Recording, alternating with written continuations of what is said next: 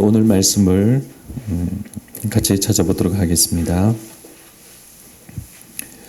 오늘 말씀은 마태복음 28장 18절에서 20절 말씀입니다.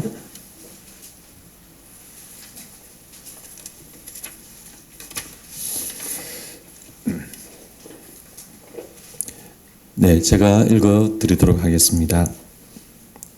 예수께서 나와 말씀하여 이르시되 하늘과 땅의 모든 권세를 내게 주셨으니 그러므로 너희는 가서 모든 민족을 제자로 삼아 아버지와 아들과 성령의 이름으로 세례를 베풀고 내가 너희에게 분부한 모든 것을 가르쳐 지키게 하라. 볼지어다 내가 세상 끝날까지 너희와 항상 함께 있으리라 하시니라. 아멘.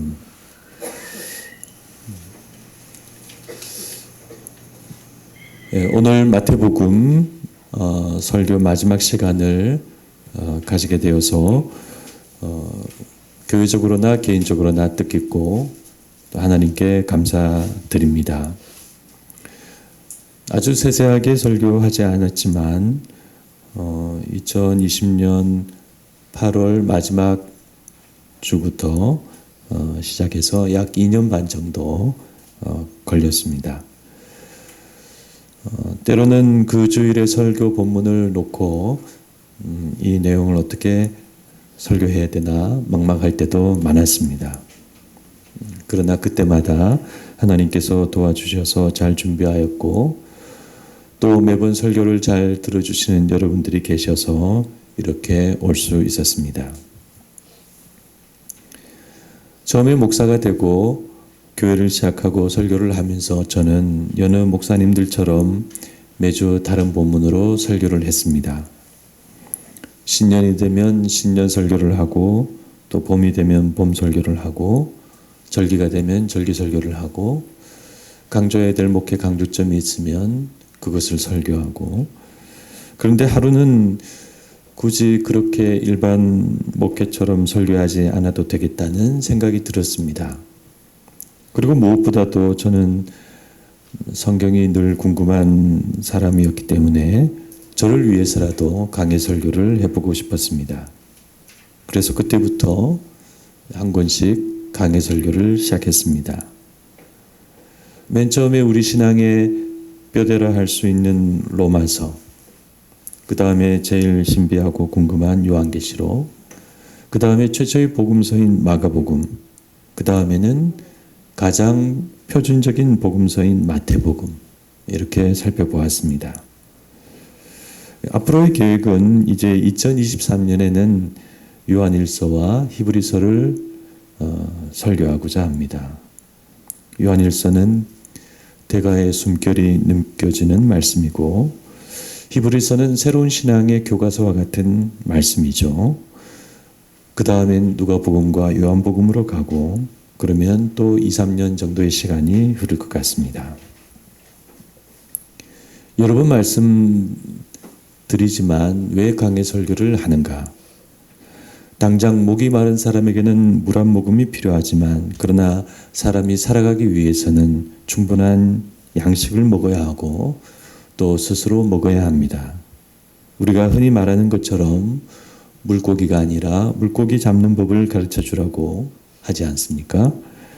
그래서 당장 물 한 모금의 은혜보다는 충분한 양식의 이해를 지향하는 것입니다. 은혜보다는 이해를 하면 은혜는 온다.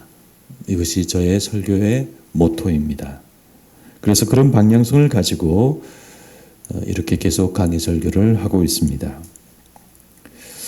우리 안에 말씀과 말씀에 대한 이해가 쌓이면 우리는 눈을 뜨고 갈 길을 보게 될 줄 믿습니다.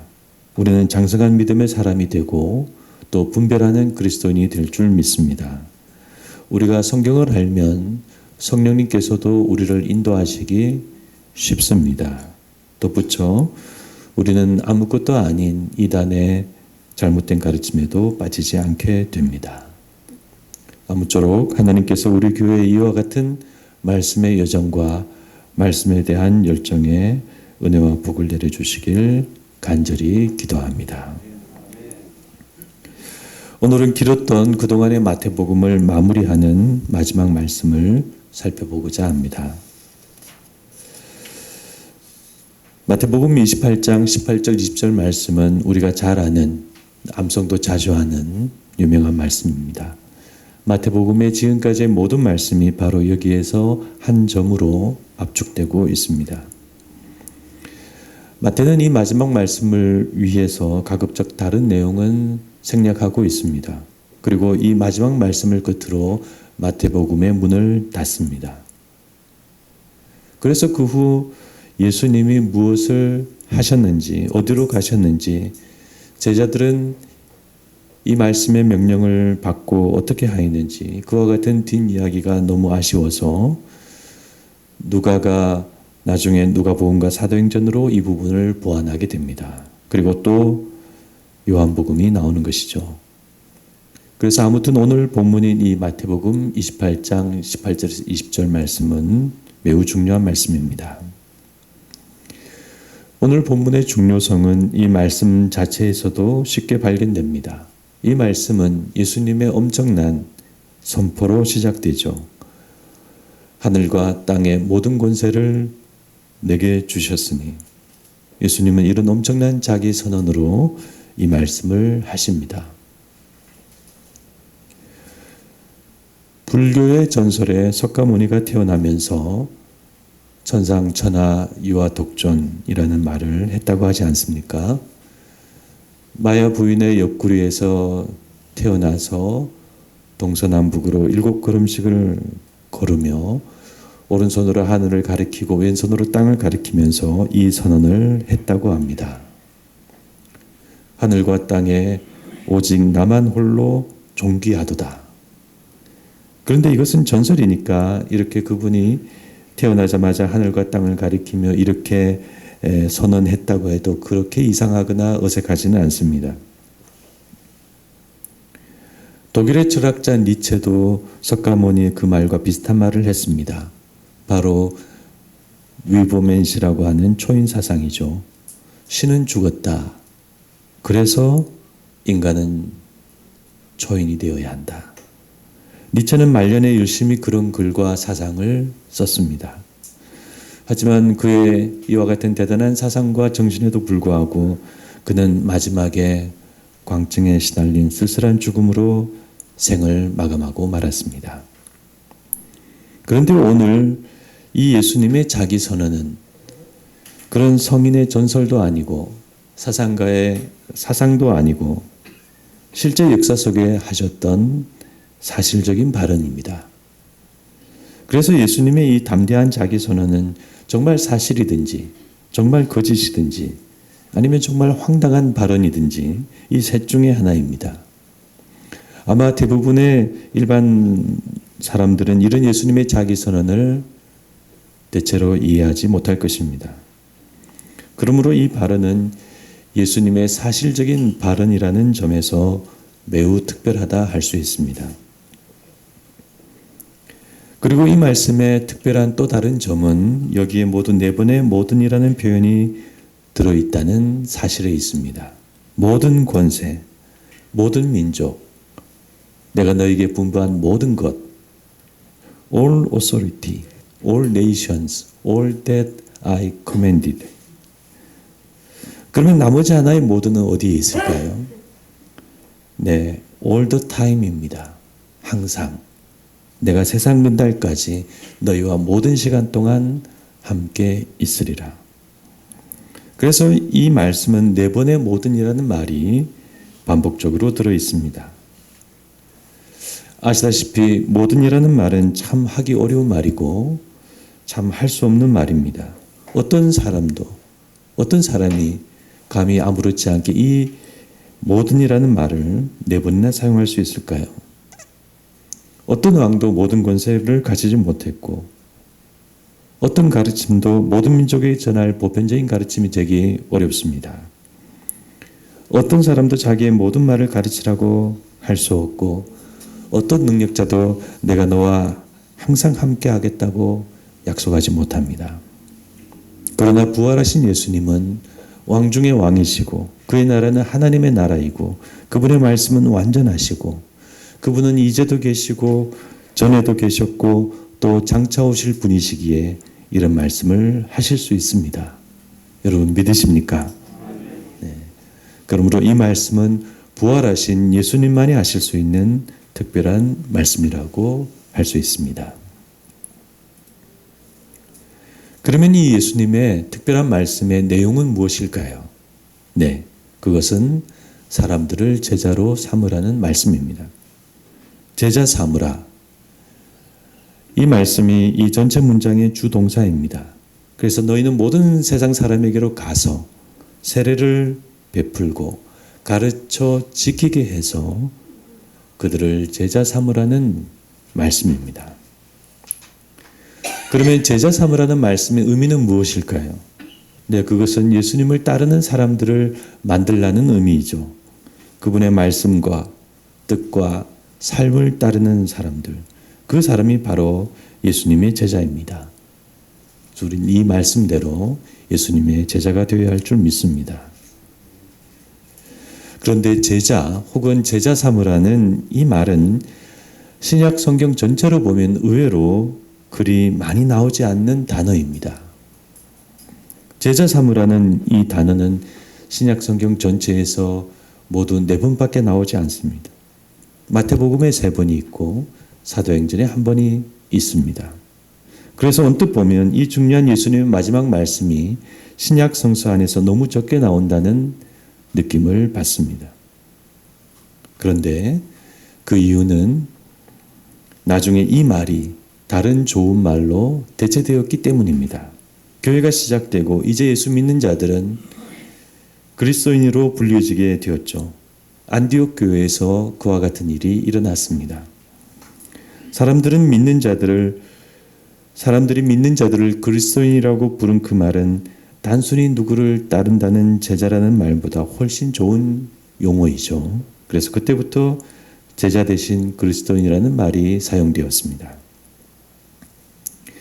따라서 제자 삼으라는 이 말은 그리스도인으로 삼으라, 그리스도인이 되게 하라라는 것과 동일한 의미이고 구약식으로 말하면 하나님의 백성으로 삼으라, 하나님의 백성으로 만들라와 같다 할 수 있습니다. 그런데 최근 우리 교회 안에서 제자라는 말이 다시 사용되고 있습니다. 그 이유는 많은 그리스도인들이 제자로서의 정체성과 의미를 잃고 있기 때문입니다. 교회만 다니고 겉으로만 신앙생활하지 예수님을 진지하게 따르는 모습과 삶이 없는 그리스도인이 많아지고 있기 때문입니다. 그래서 이제는 그리스도인이라는 말 대신에 다시 제자라는 말이 교회 안에서 주목을 받고 있습니다. 그래서 당신은 제자입니까? 라는 그런 책도 나왔죠. 그래서 우리는 이 그리스도인이라는 세련된 호칭보다 더 원초적이고 더 본질적인 호칭이 우리에게 있는데 그것이 바로 제자라는 말이라는 것을 우리가 알아야 하겠습니다. 그러므로 우리는 마태복음을 마무리하는 오늘 이 시간에 다시 한번 특별히 이 제자라는 말에 우리가 주목해야 하는 것입니다. 제자가 누구인가? 정의는 어렵지 않습니다. 제자는 어떤 선생님을 따르는 사람을 의미합니다. 그분으로부터 배우고 배운 것을 익히고 익힌 것을 살아가고 살아가니까 삶이 되고 그것이 제자입니다. 그래서 그 선생님의 말투나 표정까지 닮은 사람을 우리는 제자라고 부릅니다. 그래서 제자라는 말은 그 의미가 어려운 말은 아니지만 쉽게 사용할 수 없는 어려운 말입니다. 내가 부족하지만 예수님의 길을 걸어갈 때 나는 제자가 될 수 있습니다. 그 길을 걷지 않고 그 모습을 본받지 않고 그 말씀의 본질과 크고 작음을 이해하지 못하면 우리는 예수님의 제자가 되지 못합니다. 예수님은 오른쪽으로 가라고 하셨는데 나는 왼쪽으로 가고 있습니다. 그러면 나는 제자가 아닌 것입니다. 이와 같은 내용을 예수님은 직접 산상수훈에서 이렇게 말씀하셨습니다. 그들의 열매로 그들을 알지니 좋은 나무마다 아름다운 열매를 맺고 못된 나무가 나쁜 열매를 맺나니 이러므로 그들의 열매로 그들을 알지라. 이 말씀대로 예수님의 인격과 말씀과 뜻을 열매로 맺어야 우리는 예수님의 제자가 됩니다. 우리 믿는 자들은 이것을 개인적으로 해야 하고 또 동시에 교회적으로도 해야 합니다. 우리는 그런 예수님의 제자가 되고 교회는 그런 예수님의 제자가 모인 곳이 되어야 하는 것입니다.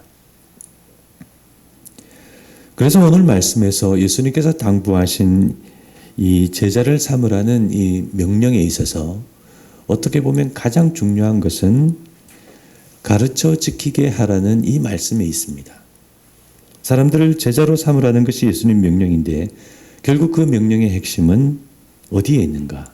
네, 가르쳐 지키게 하라는 데 있습니다.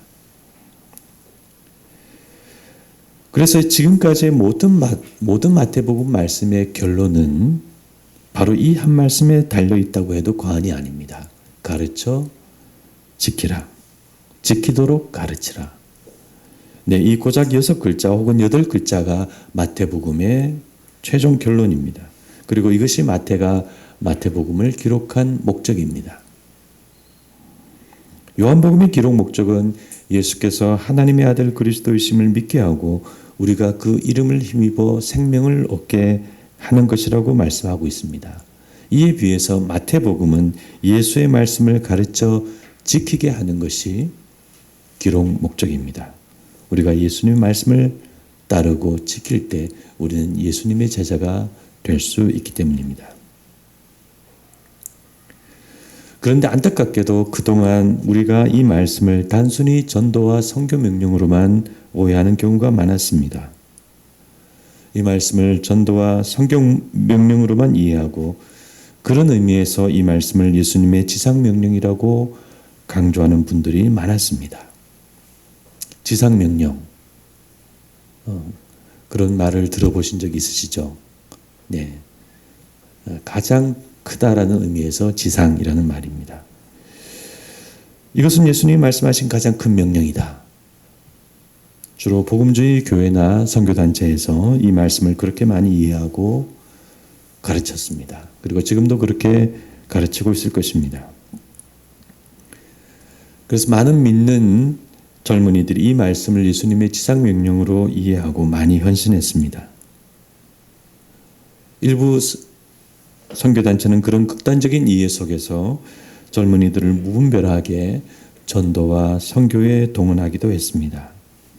그런 대표적인 선교단체로 UBF, 대학생 성경 읽기 선교회가 있고 인터콥이 있습니다. 마치 이단처럼 한 사람의 삶을 전도와 선교에 올인하게 합니다. 이 말씀이 예수님의 가장 큰 명령이니까 우리는 이 말씀을 그대로 실천해야 한다. 선교 통계를 보면 한때 UBF는 어떤 대형 교단보다 더 많은 평신도 선교사를 해외에 보냈습니다. 그러나 그들 대부분은 현지에서 제대로 선교하지도 못하고 제대로 살지도 못하고 그 귀한 삶을 허비하는 경우가 많았습니다. 왜 그 단체들이 그런 잘못된 선교 정책을 가지게 되었을까요? 이 예수님의 말씀을 단지 선교와 전도의 명령으로만 이해했기 때문입니다. 물론 제자 삼는 것은 전도에서 시작하고 선교에서 시작합니다. 그러나 제자 삼으라는 이 말씀은 단순한 전도와 선교의 비전이 아니라 우리가 그리스도인이 되어 그 길을 걷고 그 말씀을 지키며 살아가는 그 내용을 말하는 보다 포괄적이고 근본적인 비전입니다. 그래서 이 말씀은 단순한 전도와 선교의 비전이 아니라 한 사람이 예수님의 제대로 된 제자가 되는 비전입니다. 예수님의 제자 비전이죠. 그래서 만약 그런 의미로 우리가 바르게 이해한다면 이 말씀은 예수님의 지상 명령이라고 말할 수 있습니다.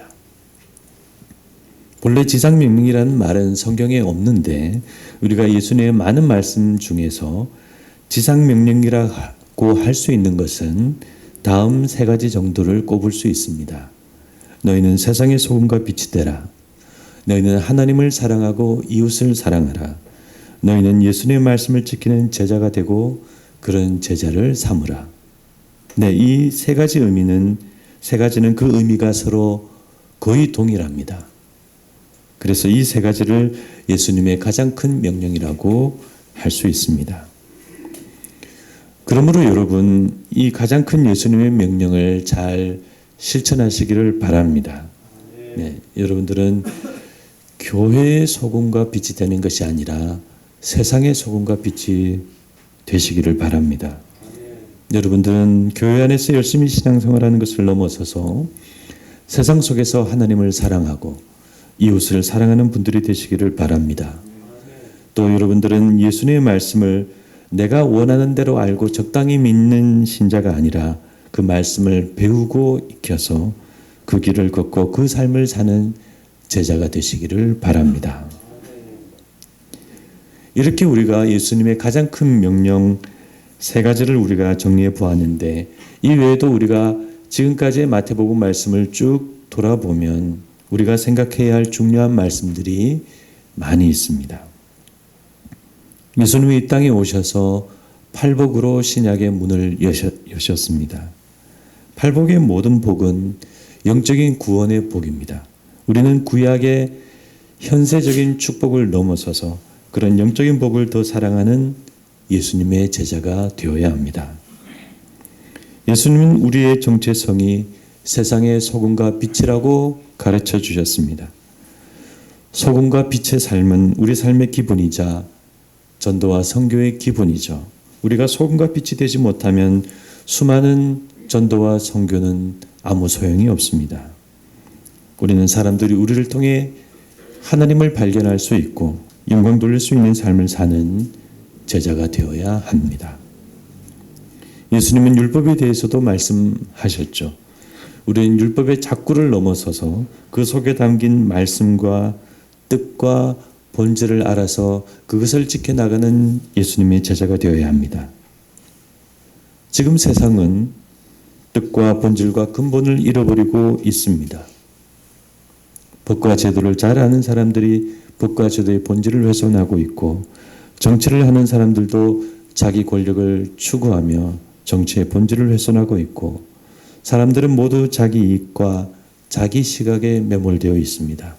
이런 세상 속에서 우리는 하나님의 말씀과 뜻과 본질을 아는, 그것을 알아서 의롭게 살아가는 예수의 제자가 되어야 합니다. 예수님은 너희가 구제를 하거나 기도를 하거나 금식을 할 때 사람에게 보이려고 하지 말라고 가르쳐 주셨습니다. 이것은 예수님이 우리 기독교 신앙의 참된 모습을 가르쳐 주시는 말씀입니다. 우리는 남에게 보이거나 은사를 자랑하거나 자기를 높이는 신앙이 아니라 하나님과의 관계와 믿음의 비밀을 가진 겸손한 신앙이 되어야 합니다. 우리가 이런 신앙이 될 때 우리는 예수님의 제자가 될 수 있습니다. 예수님은 우리에게 주기도문도 가르쳐 주셨습니다. 그 기도는 우리가 하나님의 나라를 바라보며 살아가도록 하는 종말론적인 기도문입니다. 우리는 당장 돈을 벌고 일을 하고 사람을 만나고 문제를 해결하면서 정신없이 살아가야 할 때가 많습니다. 우리의 삶은 중요하지만 그러나 우리는 먹고 사는 것 외에 아무 목적도 본향도 없는 사람이 되어서는 안 됩니다. 우리는 그 기도를 하면서 그 나라를 바라보며 살아가는 종말론적인 신앙이 되어야 합니다. 세상 사람들처럼 그저 살다가 죽는 사람이 되어서는 안 됩니다. 우리는 하늘의 별을 아름답게 바라보듯이 영적인 눈으로 그것을 바라보며 살아가는 그분의 제자가 되어야 합니다. 예수님은 우리에게 너희가 보물을 땅에 쌓아두지 말라고 말씀하십니다. 보물, 그리고 예수님은 이어서 우리의 눈에 대한 이야기를 하시죠. 그리고 예수님은 두 주인에 대한 말씀을 하십니다. 이것은 다 이어지는 말씀이죠. 다 우리의 일상적인 새로운 삶을 말하고 특히 경제적인 생활에 대한 말씀입니다. 여기에서 눈은 바깥을 보는 눈이 아니라 우리 안을 바라보는 눈입니다. 우리 안에 무엇을 바라보라고 말씀하신 것일까요? 네, 우리 안에 있는 탐심을 바라보라는 말씀입니다. 그리고 예수님은 우리에게 공중의 새를 보고 들판의 작은 꽃들을 바라보라고 말씀하시고 하나님께서 그 모든 것들을 돌보신다고 가르쳐 주셨습니다. 그러므로 우리는 이 모든 말씀을 믿어서 돈에 대해서 삶에 대해서 걱정하고 염려하는 사람이 되면 안 됩니다. 늘 걱정하고 염려하는 사람은 예수님의 제자가 될 수 없습니다. 여러분들의 어려움을 기도하시고 믿으시고 그러나 그 어려움과 문제를 위해 많이 기도하지 마시길 바랍니다. 하나님은 여러분에게 있어야 할 것을 다 아시기 때문입니다. 그런데 우리는 또 한편으로는 하나님을 향해 늘 구하고 찾고 문을 두드리는 사람이 되어야 합니다. 그런 우리의 기도와 노력 가운데 하나님의 역사는 임하게 되는 것입니다. 예수님이 우리에게 말씀하시고 가르쳐 주신 내용은 이외에도 많습니다. 이 짧은 시간에 다 살필 수는 없지만 이상의 몇 가지 내용만으로도 우리는 그분의 제자가 되고 새로운 영적인 삶을 살아갈 수 있습니다. 이제 연말이 한 2주 정도 남았습니다. 이 2주간의 시간 동안 마태복음을 한번 돌아보시기를 바랍니다. 예수님이 우리에게 무엇을 말씀하셨는지 살펴보는 것은 그리 어렵지 않습니다. 한두 시간이면은 여러분 충분히 이 마태복음의 예수님의 말씀을 다 살펴보실 줄 믿습니다. 아무쪼록 예수님의 제자가 되셔서 예수님이 우리에게 분부하신 모든 것을 가르치고 지켜나가는 우리 드레핀 믿음찬 교회 성도와 우리 교회가 되기를 주님의 이름으로 간절히 축원합니다. 네, 기도하시겠습니다.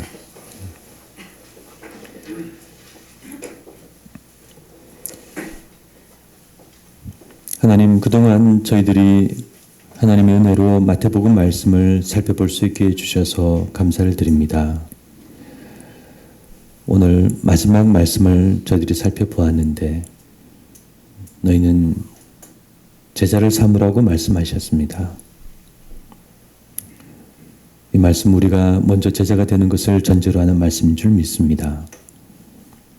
하나님, 예수님께서 저희들에게 말씀하시고 가르쳐 주신 모든 것들을 그대로 잘 이해하여서 저희들의 삶으로 삼는, 그래서 우리가 주님의 진정한 제자가 되는 사람들이 될 수 있도록 인도하여 주시옵소서.